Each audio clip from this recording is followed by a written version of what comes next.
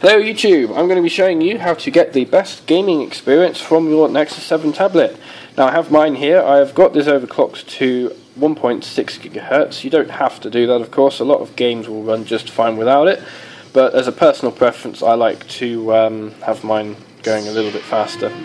Also this will allow me to show you the full potential of some of the games which I'm going to demonstrate.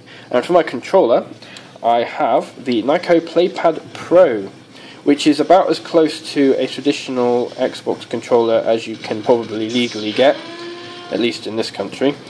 And the only difference, of course, is the home button is where the Xbox controller button might normally be, and it obviously uses Bluetooth instead of the proprietary protocol, so there's no need to have any additional devices connected to your tablet in order to use this. It will work straight out of the box using the tablet's built-in Bluetooth, which of course also frees up the USB port. I don't have to have any peripherals and plugged into that, so I can have the battery on charge while I'm gaming, which is a bonus because there's nothing worse than running out of battery in the middle of a game. So I'm going to go ahead and show you this game. The first one, of course, is Shadowgun. This is Dead Zone, which is an online multiplayer version of Shadowgun. Very addictive, and the graphics are superb for a tablet, I must say. So I'm going to go ahead and show you a bit of in-game footage while using the Nyko PlayPad. So here we go.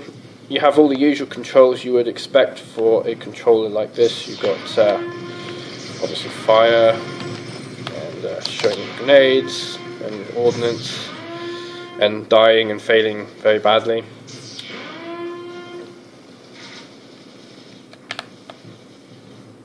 Of course my team have just lost, so... oh no, they're winning, never mind.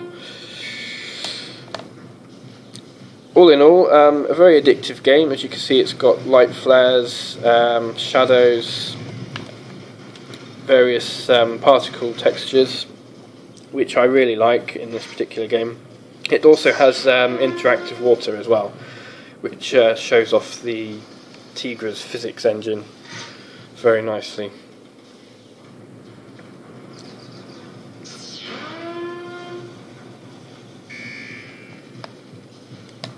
I'd say this particular game reminds me a bit like Gears of War, actually, in terms of how it sort of feels and plays. It's very very Gears of War-esque. Nonetheless, still very addictive and very fun to play.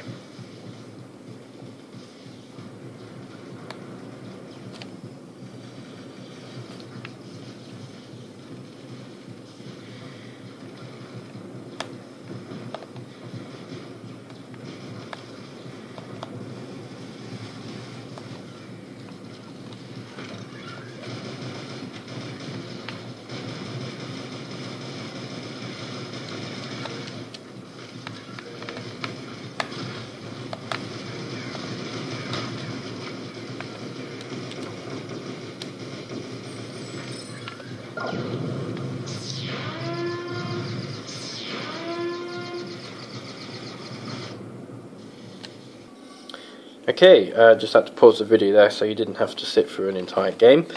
It's also got a scoreboard so you can compare scores with your friends, and you earn experience points and money which allow you to buy upgrades, new weaponry, etc. So the more you play the game, obviously the further you achieve your goals. There we go, as you can see. Another game I'm going to show you now is another one by Madfinger Games, and it is called Dead Trigger, and a lot of people may have heard this. It's actually the game that sold me this tablet.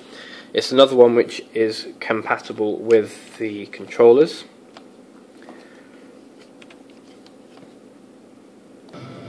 Okay, here we go. I've skipped the menu for you. They've actually made a few upgrades since I last played this, which is rather interesting.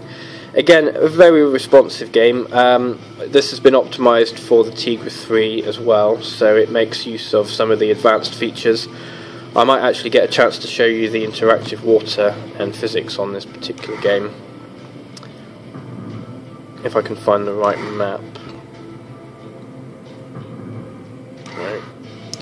It's actually one of these over here, so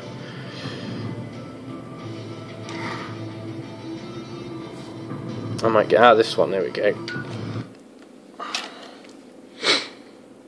And this is, if you haven't already guessed, a zombie killing game. So you get to re-kill the killed people, or undead, or whatever you want to call them.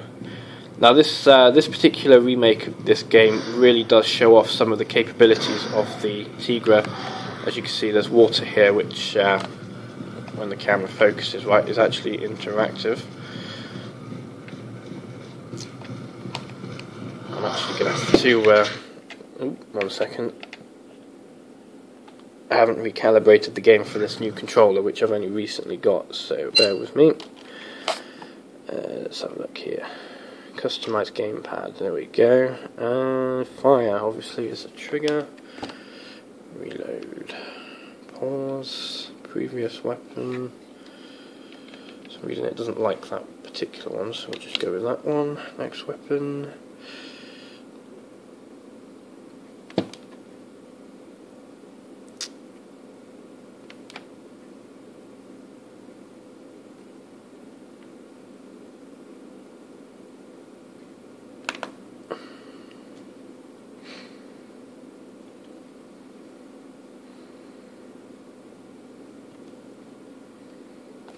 Item 1,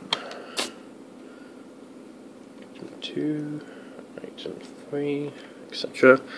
So you can see really how it works. I'm going to leave those actually as they are because they seem to work fine. I'm going to turn that down a few notches as well. I've noticed this particular control pad is actually really sensitive. That's it. Let's turn that off. And resume killing. That's much better. So I'm going to go ahead and shoot the water now. As you can see, it's interactive. There are ripples as well, which you can't really see from that angle.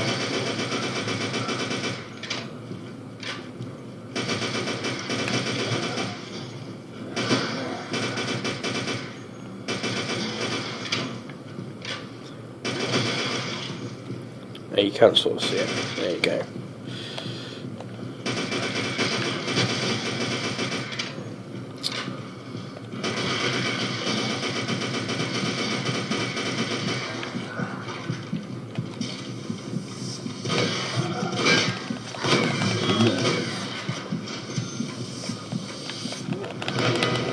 There we go. Epic fail.